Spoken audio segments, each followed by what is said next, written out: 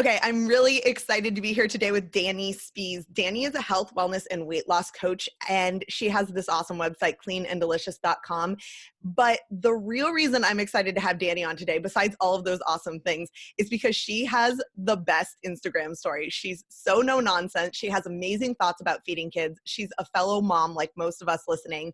And I am really looking forward to having a conversation today with her to capture some of her thoughts around how can I help teach my healthy habits to my kids. And I know she has lots of thoughts on this because she shares them on Instagram all the time. So Dani, before we dive into this question, how can I teach healthy habits to my kids? I'd love to get a little background from you about yourself. So tell us who you are and where you live and how many kids you have and how old they are and anything else we should know. Okay, well, thank you so much for having me. I'm super excited to be here chatting with you. So I'm Dani Spies. I'm 43 years old. I'm a mom of two. I have an 8-year-old daughter and a 9-year-old son. Yes? No, 8-year-old son and a 10-year-old daughter about to be. And we live in New Jersey right now. That's where I'm from, New Jersey. We lived in California for many years and then we moved back. So, and I run a blog and a YouTube channel, and it's all about simple, easy, healthy food ideas. So it's kind of just what we do around here. Yeah, I love that. You are such a prolific recipe writer. I feel like you have new things coming out every day. And I'm just like, oh, I got to make that thing. No, I got to make that thing. That's awesome. So Thank you. If folks aren't following you yet, they definitely should for inspiration on those kinds of things. But what I know we want to dive into today is just this question of, and I am similar to you in that, like, I have made my business healthy eating and I've worked in it for some time, and I have a 2-year-old and almost a 5-year-old. So I'm on a little bit of the earlier end with kids. Yes.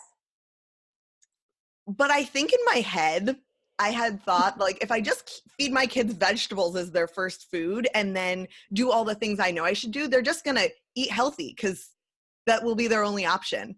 And I don't know about you, but I haven't necessarily found that to be true. So I think there's a lot more nuance than I anticipated when I became a parent. And I'm excited to pick your brain today about some of the challenges of building healthy habits with kids who, live in the world with people who are doing things all different ways and have sugar around them. Exactly. So what's been the biggest challenge as you have been raising kids and trying to build healthy habits? Well, I feel like I've kind of transitioned out of it, but what I would say was probably my initial biggest challenge was when my kids got to an age where really, I would say more than 50% of their day, there was external influences around what they were eating, right? Mm-hmm. So where they really started to go to birthday parties and they were at school and kids were bringing different lunches or ordering the school lunch, and where they really start to see, I feel like when they're little, we really do have a lot of control over what they're exposed to. So they don't really know, like they might not like broccoli, but they'll like cauliflower. They don't know they can have French fries, right? Like, but when they start to get a little older and they start to see, so at first I think my challenge was like, where do I want to draw the line on this? And how do I want to parent this? Because I don't want to be a controlling, like freak mom where my kids are like going to play dates just to eat the snacks. Yes. And so I think that was a big transition for me, was kind of really giving up a little bit and going, you know what, I have to trust that this is just the beginning of a world they're going to live in where they're going to have to make a lot of their own decisions. And the best I can do is set influence at home and then give a prayer and let it go. Yeah. How did you decide where that line was? You talked about drawing the line. Like, what did that look like for you? Both the process of figuring it out and then what is your line currently? It depends on the season. It depends on where we are. It depends what's happening. I mean, sometimes I feel like in the summer, especially because the days are so long and there's so much happening all of the time. And I feel like I let go a lot more because I and I've said this in my Instagram stories, I find a lot of times the choice is sanity, right? Mm-hmm. So I want us all to stay sane and have a good time rather than obsessing over having like a perfect food choice. And so it's hard to say exactly what my line is. I would say really, I just feel it out in whatever it is. And sometimes we'll have a string of days where I'll even start to get like a little bit of food anxiety. Like, okay, this is like, we had hamburgers and hot dogs and pizza and ice cream and they had a bagel and it's like 3 days in a row. And I'm like, okay, I gotta like rein it in. But then the truth is whether it's 2 days or 3 days, eventually you all come back to home base and you're making a meal and and I feel like that's what's important, is that they're seeing that, that continuity. Yes, I love this idea of home base, and even just that term that you're using of I'm resistant to the idea of there being like a wagon for healthy eating, because I think what you do Yes. most of the time is what most influences your health. And so home base is such like a nice idea of we are constantly coming back to that. And so these other things are just interludes into our Yes. way of eating rather than, oh no, are we ever going to get back on that wagon again? Yes, it's true. And, to just side note to the summer stuff, and like when life is busy like that, I do find one thing that is helpful is to bring a dish, is to bring something along where you're like, okay, we're going to bring just, even if it's strawberries, or a watermelon, just something that's like real breathing food. Yes. Yeah, like that tiny bit of influence. And even whether your kids eat it or not, at least you've done your part, which is ultimately all you can control, right? It's like, Yes, I completely. did my part in this. So you alluded to some of this, but I'm curious, like, what would you say like healthy eating or your ideas about healthy eating looked like pre-kids, and what do they look like now post-kids, and how have your kids had an influence on that? Well, okay, so I would say before I had kids, I enjoy healthy. I always joke like I'm much more of a foodie than I am a health nut, but I've found that there's plenty of healthy, nutritious foods that are insanely delicious. So I love food, and I've always taken the time to cook and prepare food because I enjoy that. Um, and so that to me was always like just what I did. And when I had kids and when they were little, I would do a lot of that. But then when they started to get older and they were at school, and then they have activities and play dates, and I'm working and all the things, I have found that like the biggest change is things like I really thought I would like fast food at any level. Like we have a place here called Habit Burger. It's a fast food burger joint, and if you had told me 5 years ago that I would be like driving a Habit Burger with my kids, I'd be like, no way, I would never. Like I was a little bit of a food snob like that. Like I would never. And now I'm just like, you know what? It's good. It's a decent choice. We're going to do this tonight. So I think that a lot of times that's where the line has changed for me, is like, it's time, right? Like when you used to have kids and then they have their own days and their own schedules, the compromise is like, we can't do all of the things all of the time. So you really Right. do have to pick and choose. And I think that's where, again, I always go back to the idea of like health is a much bigger picture than just what's on our plate, and staying sane and not getting super tight around it is part of the health journey, in my opinion. I completely agree with that. Is like we have decided that food is the thing around health, and you and I, we Yeah. work in food, so maybe we even over index on that more than other people, but Yeah. it's so much bigger than that, and it's so much bigger than even fitness and all the things we usually attribute to health. It's like social connection and stress and learning how to be a good human being, I think, is part of that. And it's so much more than like, did you eat a burger this week or not? And actually the Habit Burger story is the one that we connected over on Instagram. So I'm so glad that you Yes. shared that one, because it resonated with me so much, where I was, okay, here's a true story that I haven't told on the podcast yet, is when my little guy, or when my big guy was little, so he was like about a year and a half old, we had a nanny that watched him. I was working full time at Whole Foods at the time. And I would send like, steamed carrots and organic chicken. I'm trying to think what else he'd eat, like brown rice, like all the Right. things that I would want him to eat, right? And I'd pack his little lunch. And I came home one day to pick him up, and the nanny was like, oh, he tried some of his friend's mac and cheese today and he really liked it. And I remember going home and being almost in tears, because I was like, of course he liked mac and cheese. Like, who doesn't like Right. mac and cheese? But the freaking point is I didn't want him to have mac and cheese, and I was like so Yes. distressed by this. And I can laugh looking back at that, because the like set point has changed so much, because I'm with you, like we eat out burgers and we go to parties and we have pizza Yes. and we have pizza nights at home, because I can't do it all.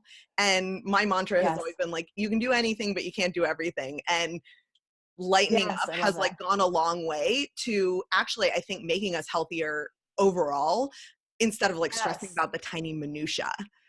um Yes. And I think, it's funny, even we were talking about families and kids, but I think even in America, as food is concerned, I love the term that some health experts will use, is that we're like nutritionism. We're one of the only mm, countries who were like obsessed with all of the all of the compartments of nutrition, like, well, this has this vitamin and this has this nutrient. And we don't look at the bigger picture of nutrition and wellness and healthy food and community and connection and everything that food represents. And that it really isn't only just about vitamins and minerals. Like, of course, it plays a part, but it's not that you can't pick apart the pieces, you know, you have to kind of look at the entire painting. It's so interesting because I've been reading the Blue Zones book, which is like about the healthiest, longest lived peoples. And so many of them, like none of them are thinking about these things, right? And they're drinking red wine and they're eating goat cheese and they're doing all of these things and they're not like stressing about it. It's just another part of their lives. And as a result, I think food is actually like much less central to their lives too, like where they're not worrying like, did we eat enough at this meal? Or, you know, did we have the right exact macronutrients? And I know letting go of that for me and looking at a much bigger picture has given me a lot of freedom in worrying about what my kids are eating too, and saying like, well, I'll have vegetables next meal. Oh, well. Right. Yeah. So one of the things I love about what you've been sharing on Instagram is like these ideas of how you have gotten your kids used to eating healthy and some strategies that you use for packing in healthy food at the times where they're hungry. Can you talk a little bit about, okay, you've loosened up, but when they are at home and you have opportunities, how do you maximize those opportunities to build healthy habits? Yes. I think that's the key, because there's, you know, so many people ask, you know, how do we get our kids to eat healthy food? And I really think it really comes down to influence. It's what they see and what they think is normal most of the time. And that's just, that really is, it's as simple and as annoying as that, right? Yes, simple and annoying. I love it. So true. But one of the things I recently shared on Instagram, I know, but I think is really a great trick, is that when my kids come home from school, they are hungry and they want to eat a large quantity of food when they come home from school. So it used to be, you know, I would give them snacks, and then, you know, they have a bag of popcorn, and then they might have a piece of fruit, and then they would want whatever afternoon snacks that you have around, you know. But it was like constant. They want the next thing. They want a yogurt. And then I would find myself getting annoyed. Like, it's like, enough is enough. Like, you're going to eat dinner in 2 hours. Right. Yeah. And so then finally I was like, you know what? They're so hungry when they come home after school. Let's switch this. So now what we do is, most times when they come home after school, I try to have a meal ready for them. I actually call it, I'll say like, we'll have their dinner. I call it a dinner, right? When they come home from school and they have a big meal, like a real food meal. And then later in the night, if they're still really hungry, then we do snacks or something light, you know, where we could do an egg or a smoothie or a piece of fruit or some popcorn, or later in the day where they really do just want a snack now. They're not hungry for a meal. Yeah, I love that, because it like also recognizes that they are humans who have like their natural rhythms of things, right? Yes. And it like capitalizes on it instead of being like, no, this must be when you eat lots of healthy food. And I know my kids who are much younger, they're not that interested in dinner. They're like donezo by the time dinner comes around, right? Like, it's so funny. No attention span so for it. Can you give some examples of like what dinners your kids love that you feel really good about feeding them? Or dinners, as it were. My kids, dinners that they love. Well, I like to do stuff. So, you know, it's funny because I think, because I do like so much cooking for a living, that people just think like, oh, we have like the best food all the time, you know, but we eat so simply, because whatever I'm testing or whatever I'm working on for work is basically what's around and eating. But sometimes that's like cookies, you know, for 2 weeks. So then it's, you know, what we're eating is, every week we do a crudité. I call it my crudité. My husband and I have been doing this for like 10 years. We chop up fresh vegetables on the weekend and we put them in these big bins in the refrigerator, and we use them for like everything. And so I pull those out for all the things. But I'm getting a little off track here. But so some of the things I like to do when they come home is, on the weekend, I'll do some type of, like a big pot type of meal, or like, so for example, a couple of their favorites is, my son absolutely loves stuffed peppers. So, and my daughter loves stuffed peppers. Right. And so you do like, I'll make a big tray of stuffed peppers, or I'll ask my mom to make them. Nice. I mean, I have no shame in the game. They will eat that for 4 days. I mean, I will feed it to them until they're like, okay, no more stuffed peppers, you know? Or a few other like really simple things. Like, I feel like a roasted chicken, you know, there's some of these recipes where they're just really like a home cook's like best friend, because once you know how to do it, it's really so easy. You can throw potatoes in the pan. You can throw vegetables in the pan. You just throw it in the oven. You can do 1, you can do 2. Once you know how to do it, it's really quick and easy to do. And it's just like one of those type of meals that everybody loves. The kids love, we love. So we'll throw that on the table. I'll do a lot of times, we'll just do like smoothies. Like I'll do like a really good nutrient packed smoothie after school if they, when they come home, and if it, it will keep them full for a while if we got some good stuff in there. And then we also have like, I call them head start ingredients in the fridge, right? So I'll have like pieces of food. So we might have like a bucket of brown rice, and I might have some hard boiled eggs, and I might have some avocados on the counter, and I'll just like literally take some rice, chop up some eggs, chop up some avocado, put some olive oil, salt and pepper, and then boom. So like really that sounds simple. delicious. I want to live in your house. We always keep like frozen brown rice in the freezer. So another one my kids love to eat is, those seaweed wraps they have at like Trader Joe's, or like little seaweed snacks. Yeah. They're like really crunchy, salty. And so I will heat up the rice, cut up some cucumbers and avocados, give them the seaweed wraps on the side. And then they just like make little sandwiches with it. They like put the rice in it, and it's fun to them because they feel like they're assembling it. Yeah. So I like a lot of things of this nature is what we do. And I feel like we just kind of cycle through, like we'll get on a meal. Like my son is into like Italian wedding soup right now. And I'll just keep making it until they're like over it. Because I think one thing that people stresses out moms especially is I think we all need to be like Pinterest moms. Like we have to have a new whole dinner on the table every night. And and I feel like, no, you don't. No, you don't.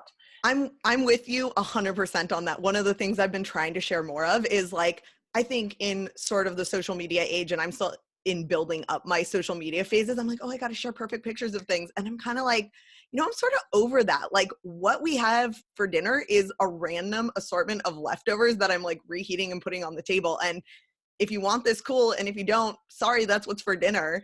And yes. I think that there's something about being really honest that like Pinterest is amazing and beautiful and visual and all of these things. But most of us, especially most of us who are making healthy choices day after day after day, are keeping it much simpler than what you might think when you look at even things like Instagram and Pinterest and people's highlight reel, right? Yes. And you know what too, I'll do a lot of times, which I understand that a lot of moms wouldn't want to do this, but I do this, is if I'm making dinner or dinner's not ready or something, I make crunchy salads a lot because my kids love salad if it's crunchy. So use the crunchy vegetables like romaine, lettuce, carrots, celery, cucumbers, things like that. But I'll make that for them and give them each a bowl while they're watching TV. And I'll be like, dinner's going to be done in a little while. Why don't you have this first? And they're just, it's mindless eating. I'm not probably teaching great snacks here, but they eat, but they'll eat a whole bowl of salad just because they're like, okay, great. Just hand delivered us a snack. We're in. I'm hungry. It's here. I'm going to eat it. I love that. Like, who knows what it's going to do or not do. Exactly. I'm not an expert on those things, but I love the idea of being creative in the way we give kids things. And I'm always forever talking about like snack boards and even snack dinners where I'm like, here's some chopped bell peppers and carrots, which I know my kids will eat. Here's some crackers. Here's some like good quality cheese. Like that's it. That's dinner. That's a great point. That is such a great point because I think that's we do that a lot too. And I think the kids love it. And I think it's a great way. It doesn't, maybe it's not technically like a cooked meal, but they love like pickles and olives and sliced cheese and some apples and like a little assortment like that. And it's great. It's like having I'm not going to embarrass myself and try to say that charcuterie. You got the crudité. You can get the charcuterie. I know. Yeah, exactly. Thank you. I love that. And you can use your crudité on your charcuterie board, right? So then you have charcuterie. So exactly. I'm curious. It sounds like you have a lot of things available and on hand at all times, which I have found to be really key to making sure that I can like serve something that's not chips and salsa for snacks, like just having things ready versus having to get them ready and mess up the kitchen and do all the things. Totally. Are you like a meal prep lady, or what do you do every week to get yourself ready to be able to respond to your kids' needs and help with those healthy habits? Yeah, I'm a meal prep lady for sure. And I'm like a Staples. Like, okay, so I do the same thing every week. I really just kind of have a routine. And so we do the crudité and it's almost always the same vegetables. It's carrots, celery, broccoli, cauliflower, radishes, and then sometimes fennel. And that's always chopped in the fridge, ready to go. I always buy a huge bucket of the pre-made baby spinach. I mean, the pre-washed baby spinach. Yeah. So we always have that. I always buy those Siggies, I think is the brand. It's like, it's an organic yogurt that comes in tubes, but it's a little lower in sugar than a lot of the other ones. And I buy like a big thing of those and I pop them right in the freezer. So they're nice. Like, Yeah, so the kids like will come home from school if you know, and if they want that, and they'll just pull one out of the freezer. And it's kind of like an ice pop to them. You know, they squish it and it's soft. We always have that. I always have avocados. I always have fresh fruit. I always have bread. You know, like the bread we buy. I always buy. I try to buy like a nice cheese. A nice cheese meaning like a cheddar or something that we have to like slice and you know. Yeah. So we always have little components like that. I always have hummus. I always have some type of cracker. So I feel like eggs is like another huge one that we use all the time. Us too. Between those ingredients and things on hand to make smoothies, I feel like that is the food that we eat 80% of the time. It's not sexy. It's very straightforward.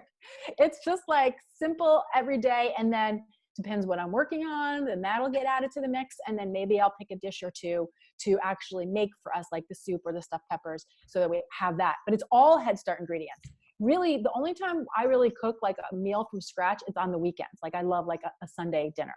Yeah. But that's really the only time that I make a big family meal where we all get to sit down. Every once in a while during the week, like if we invite family out, like my parents live nearby. So sometimes I'll try to do that, but it just depends on everybody's schedule and where we're at. Yeah.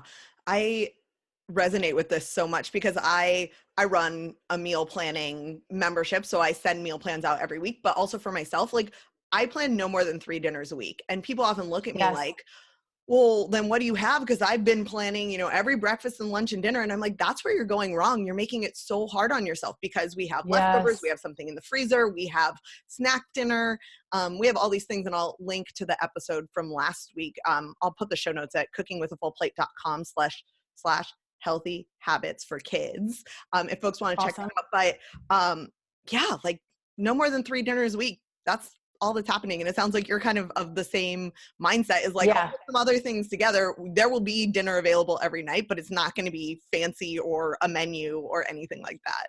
Yeah. Yeah. And sometimes even like after school, like that meal I'm talking about, depending on the day, if I didn't have time, like I'll go somewhere and buy them a sandwich. Right. Yeah. So it doesn't mean it's always something that but it's that it's a whole real food that's going to fill their belly. And it's not like popcorn and chips and candy. It's that they're actually eating food, you know? So I think that's something I didn't, you know, all of these things we prepare, but we also do, we grab out when we need to, or we order in, you know, we'll try to order in, and I'll try to order from, you know, like I find if my kids will eat certain sushi rolls, and it's like, okay, well, they'll eat, I mean, it takes like 1 roll of sushi and an edamame. And honestly, if they both get a roll of sushi and 1 order of edamame, it's the same price as getting a pizza. Yeah. So, and it works. Yeah, my kids love sushi too. So it sounds like your kids are great eaters. Who can ever know whether that you can attribute that to the work that you've done or whether they were just going to be great eaters. But have you ever gone through phases with them where they weren't as open to eating the things that you would like them to eat? And if so, like, how did you handle that? Yeah, I mean, we definitely do. My son, he's my younger one. He's 8. He's a beast. He eats anything that's in front of him. But my daughter, she really, I feel like ebbs and flows. She's like my bread, chocolate lover, sweet dessert girl. And like a lot of times for breakfast, we're kind of out of this phase, but there was probably like a good year where all she would eat for breakfast, it was basically, I used to joke, it was anything she would choose was a conduit for chocolate chips, because she was like, she either wanted oatmeal with chocolate chips or pancakes with chocolate chips. Or my 2-year-old is the same, but his is raisins. He just wants raisins nonstop. It's like anything with raisins. Yeah, it's like she's just trying to get to the chocolate chips, but all she ever wanted was like bread and like chocolate on top of it. And it's funny because the thing is I would notice like it would annoy me. That's how I would feel. Like I would be like annoyed by it because I'd be like, she's got to eat more nutritious. And I really just started to practice, like honestly, tools that I've used in my own life. And I've really just practiced like coaching myself and saying like, trust her, trust that she knows what she needs, trust that her body is doing just fine. She's healthy. She has energy. She's going to school. She eats dinner. I made her lunch, you know? So I think a big part of it is like when it's letting go, like just trusting that they have their own inner guidance system and that they will also find their way to what they need. And I think too, because we live in a society where, you know, we are so crazy about nutrition, like we think every meal has to be like dark leafy greens and, you know, hemp seeds. Yeah. It really doesn't. Yeah. I love this idea of an inner guidance system. And I actually would say that I think where we don't interfere and start putting things on our kids, they can trust their inner guidance system even more, right? Like, and I'm sure we can all pinpoint in our things in our lives or times in our lives that we feel like maybe our guidance system got off track, but the truth is we have it too, right? If we can only Yes. drown out the other noise that tells us we don't, or we need some special diet or plan or whatever. Yes. Yes. I think that, and I think too, the thing that's so interesting is like when I think back to my own journey, right? And I think, well, how old was I when I really started to have a desire to know about health, you know? And I was in my 20s probably. And I think, you know, like the kids at the end of the day, they are going to come into a place of interests in their life where they're going to want to put energy and attention. And that's going to happen. And what we don't want to do is create some type of like shame around food for them, where as if, so what, maybe they grew up and they're not the world's health nut, right? Yep. But they're doing just fine, right? So, but my point is we don't want to plant seeds of like negativity in their mind on the journey where then they start to judge themselves and then they start to create a problem around it when it's like, hey, like, not everybody has to eat kale salad every day. You know, people find their own paths. And I think we'd all be surprised if we could look at the menu of everybody who was just feeling good and doing well and what was on their plate. You know, there's a big variety. Yeah. I have so many thoughts about all this like diet stuff and all of these things that we won't go into today because it's not about healthy habits for kids, but maybe we can revisit it sometime. But you did make me think that I've been having this thought around lots of people come to me and they're like, well, I want my family to eat healthier. I want my kids to eat healthier. I want my husband to eat healthier. How can I help them do it? And the only conclusion I've come to personally is like, worry about yourself, like do your thing and get it dialed. And that will expand out. And I'm curious if like how that resonates with you. I completely agree. We cannot control other people except our kids a little bit, depending on their age. So I feel like forget the husband, just, you know, eat your salad and do a prayer. Maybe one day it'll catch up. But like, to me, I really feel like you can't just give up that fight because that's not a good, like, you can't control other adults. You know, people have to make their own decisions. So you have to do what you want to do and feel good about your decisions. But I do think that when the kids are younger, we do have a little control in their world still, and we should use it. Yes. Again, is it a fine line? Yeah. And you have to kind of pick and choose your battles, but I do think there's something to be said. Like, you know, I never even really, like, to me, I'll say to the kids, like, it's real, you have to eat real food. You know, you want to have ice cream? You can have ice cream, but you need to eat real food first. You have to eat something that breathes, that lives, and that's going to put like energy into your body. And it's just so that they understand that concept of real food. But I do think with the kids, I was talking about this on Instagram, I think last week too, because I was saying, as much as I have variety and stuff in the house, what I serve you is what I'm serving you. I'm not making you out like a whole other meal. But if you really don't want it or you don't like it, you're allowed to have an apple. I'll make you some toast. I'll make you a smoothie or like an egg or something of that nature. Yeah. But you're not going to wiggle your way over to the macaroni and cheese. Like, that's not happening. And I know a lot of parents, and no fault to them because this game can be exhausting. If your kid knows that all they have to do is hold out, and they're going to win the chicken nuggets, yes, they're going to hold out.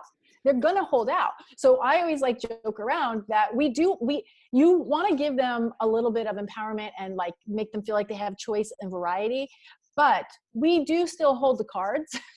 And so it's like, give them variety with what you want to be presenting to them, and don't let them wiggle their way to the macaroni and cheese. Yeah. So many thoughts on that.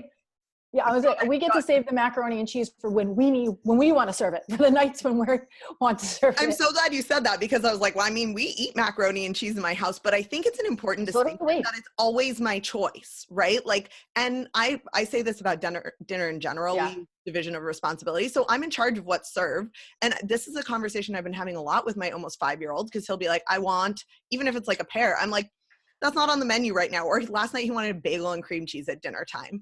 And I was like, that's not on the menu tonight. Here's what's available. And of course, I always make sure that there's something that he enjoys and will eat, red bell peppers being like a main one of them. Beyond that, like, it's not suddenly bagel time. It's just not. Right. Exactly. And I think holding that line can be really hard, especially when you're tired and it's the end of a long day. Some of the ways I combat that is just like by not having a lot of food in my house. And your point about like some of this is just not sexy, like, my kids don't have candy during the day because there's not even any around for them to have. And that's like, honestly, for my sake and for theirs. Yeah. Yeah. I don't know if that's how you handle it, but I do. I don't leave. I mean, I buy snacks and stuff in the house that they want to have, like certain things that, but I don't buy Doritos and keep them in the house. I don't buy foods that I really don't want them eating most of the time. I don't keep in the house. But I mean, like anybody, there's always chocolate in the house. There's always some stuff, but I do think that definitely, again, it goes back to like home base, and I think too, it's like we live in a time, and I'm guilty of this as anybody else, where sometimes the kids just get like too much, just mm-hmm. like too much of the power, Yeah. because I remember reading a book, and it was about like kids eating in different cultures, and I'm like, if you're telling me that this little boy in India is eating like lentils and naan and his vegetable curry, how come he's not begging for macaroni and cheese? Because it's not in his knowledge, it's not in his peripheral, right? Like Right. it's not an option. And so I think that's a little bit, and that's sometimes where it's just kind of like the hard love, the hard truth, where it's just like people say, don't, you are in control of what happens in the house. Don't let them have that. It's not their decision, unfortunately, all the time. Yeah. And if it's not there, it's even harder for them to make that decision. Sorry, we legitimately don't have chicken nuggets. Like, you can ask for them all you want, but I don't even have to resist giving it to you because I'm not going to the store to buy it. Like that's right. clearly not happening. So, right. If there are things you really don't want your kids eating, your example of like Doritos, like one of the things I love about being in control of the food at home, and my kids are so young, right? So like I'm especially in control, is that I'm really not worried about it when we're out because I know I've that like healthy baseline. And I think that sometimes we get so caught up in like, well, I want my kids to have the things other kids have. Cool. Like laying that healthy baseline, having that home base, as you said earlier, then allows you all to have a lot more freedom and less stress on like the small blips on the radar. Yes, it's so true. And there's a time and a place for all of it, and I think that we can even think for ourselves. It's like, how do we want to be eating most of the time? What gives ourselves, energy as adults? Like what makes us feel good? And that's really the platform we want to be setting at home. And then they're just going to follow suit, and they're going to have all the things, like when I was little, you're a kid, you're going to have all the things, you're going to find all the things. There's so many opportunities for them to do that, and they will do that, and they should do that, and they'll enjoy that. And that's all part of the process. But I think our role at home is just to implement just an understanding for them. Like, this is food, this is real food, this is what an eating experience looks like. Yeah. And it's kind of just planting seeds. That's all we could do is plant a seed, and then, see what happens. Yes. we don't have, it's like we have a little control, but mostly we don't. Yes. I think that's like the perfect place to end, because when it comes to creating healthy habits for kids, when it comes to helping our kids create healthy habits for themselves, so much of it is just planting the seed, setting the example, laying the baseline, and not getting too micro. Don't get too micro. Totally. That's so funny. I was just going to say, like, don't belabor the point either. Like, I sort of don't really talk to my kids about food all that much, except this is what's available. And I love this idea of this is real food and this is what we're having. But beyond that, like, I don't need to tell them ice cream's bad. It's not here. We're not having it right now, or we might have it later, and I think this idea of like not getting so micro with it, not even getting so micro in our explanations of it, goes a long way to just like having it be, this is what food looks like, and this is our experience of it. Yeah, I agree. It's a practice, like anything in life. Yeah. Practice. I am sure practicing. I hope that that's clear from this conversation, that I am not perfect or expert at this, but I do practice it. And I am so grateful to you for sharing your thoughts on Instagram and here on the podcast today around how we can get closer to feeling good about feeding our family, of stopping this cycle of like guilt and stress and making it complicated, and instead like embracing delicious food and teaching our kids what delicious food and great eating experiences look like, which is something that you said that I really love. And I haven't talked that much about, but I love the idea of like, what does it look like to sit down as a family and just have a nice dinner? Yeah. There's so much to be said for that. And, I know, last thought too, this is something I often have my clients do, because I do health and weight loss coaching. And I'll say, if someone feels like in the midst, not knowing what decision to make, to say to yourself, which feels most like love, right? Because sometimes it's that step away, and sometimes it's the just enjoy.